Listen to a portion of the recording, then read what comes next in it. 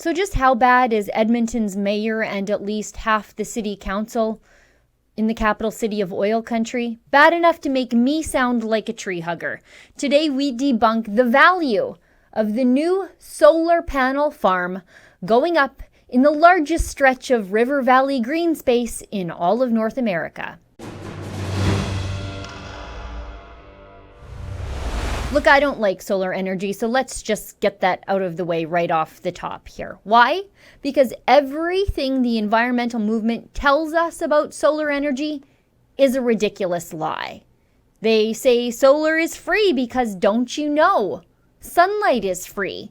Except the panels are enormously expensive and require fossil fuel backup for when the sun doesn't shine, which is, half the time in the summer, and then basically all of the time except for a few short hours of each day in the winter, that is when the panels aren't completely covered in snow. They like to say solar is clean and green, except the panels contain toxic elements mined in atrocious and dirty ways in far-flung places like China by people paid a mere pittance for the extreme health risks they face. Now, this is from the Yale School of Environment.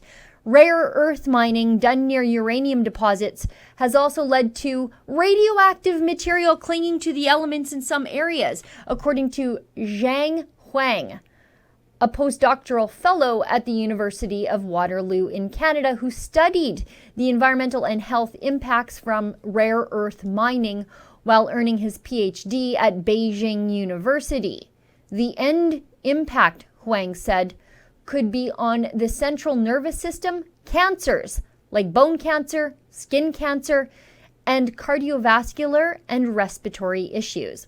And the footprint of solar is enormous, given the tiny amount of unreliable energy solar farms actually produce when they're producing it. Case in point, that new solar farm in Edmonton that will be built in the Edmonton River Valley, owned by the city-owned power and water utility, EPCOR. The E.L. Smith solar farm was approved in a 7-6 vote by the city council about 2 weeks ago, and it's meant to power the EPCOR-owned E.L. Smith water treatment facility. But even that's not entirely true, and we'll get to that in a second. But first, look at this. It was a narrow vote by city councilors Tuesday to give the go-ahead to a $30 million solar farm in Edmonton's River Valley. When finished, the farm will consist of 45,000 solar panels on 54 acres of land south of the E.L. Smith water treatment plant, which provides 65% of the water used in the greater Edmonton region, but is EPCOR's second largest source of greenhouse gas emissions, like anybody cares. 70% of the power generated by the future solar farm will power the plant directly, while the rest is exported to the electrical grid. 54 acres in Edmonton's beautiful river valley will be covered by these ugly solar panels. And it's not like we need them anyway.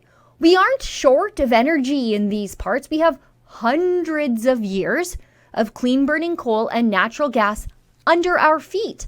The city just self-imposed a goal to not use some conventional electricity because they set their own arbitrary and really crazy climate goals.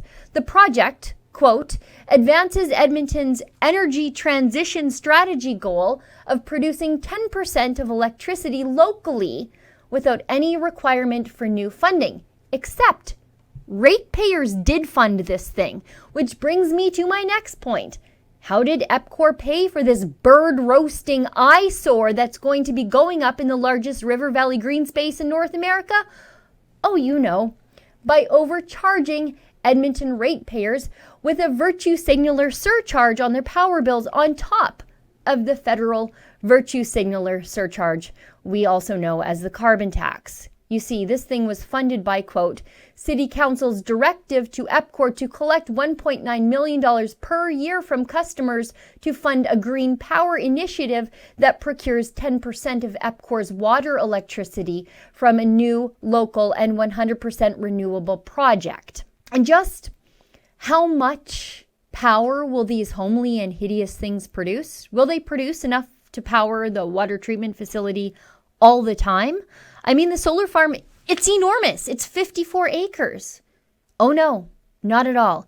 It will take up 54 acres of beautiful river valley green space to provide about 20% of the water treatment facility's electricity needs. 1 in 5 hours on the very best of days, in the most optimal of conditions, will be powered by this hideous solar panel array.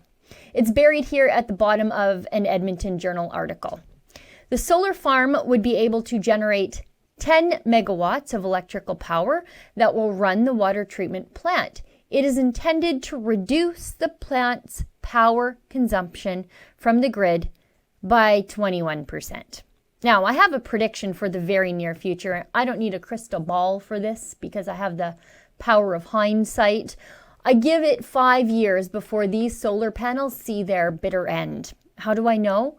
Because that's how it went in Medicine Hat in 2019. In 2014, the city that sits atop so much natural gas that it would seep from the ground, prompting Rudyard Kipling to muse, "This part of the country seems to have all hell for a basement, and the only trapdoor appears to be in Medicine Hat." And yet, the city of Medicine Hat blew $12 million on a solar panel array, and it barely made it 5 years before the thing was taken offline and dismantled.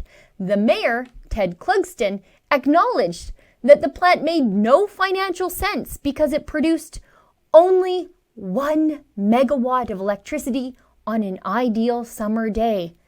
No kidding. And then these decommissioned solar panels, they'll have to be handled like toxic waste. It's here in a Forbes article, and Forbes cites a pro-solar energy organization's analysis. The International Renewable Energy Agency in 2016 estimated there was about 250,000 metric tons of solar panel waste in the world at the end of that year.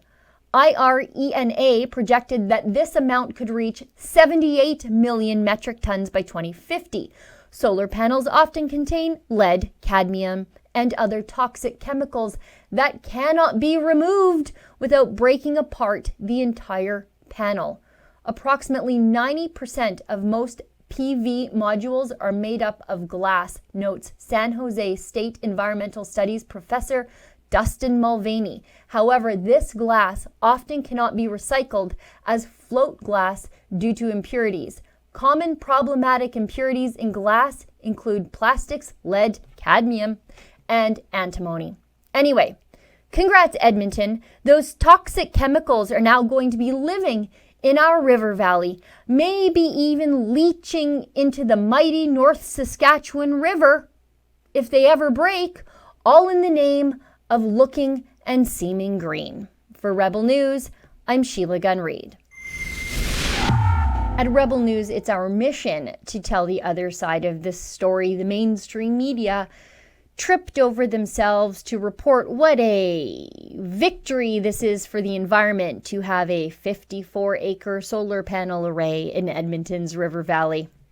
I think not so much. Now, if you'd like to help us tell the other side of this story, you can do that by liking and sharing this video, making sure you're subscribed to our YouTube channel, and ringing the little bell so you never miss a story. If you'd like to go one step further with financial support, do consider becoming a subscriber to Rebel News Plus. That's what we call our long-form TV-style shows here on Rebel News. Just go to rebelnews.com/subscribe to join today.